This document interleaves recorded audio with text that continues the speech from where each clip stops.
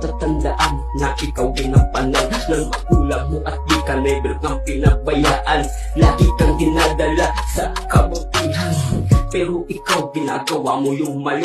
Halos pinagmumura o ikaw pa yung galit, o pinagsasabihan ka lang naman. Bakit di ka makinig? May mawawala ba sa'yo kapag di ka nakinig? Bukod na ikaw ay magmahal sa magulang, dapat lagi mo nalang tatandaan.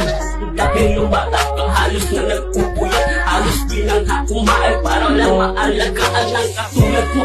Pero wala kang silbi sa mundo,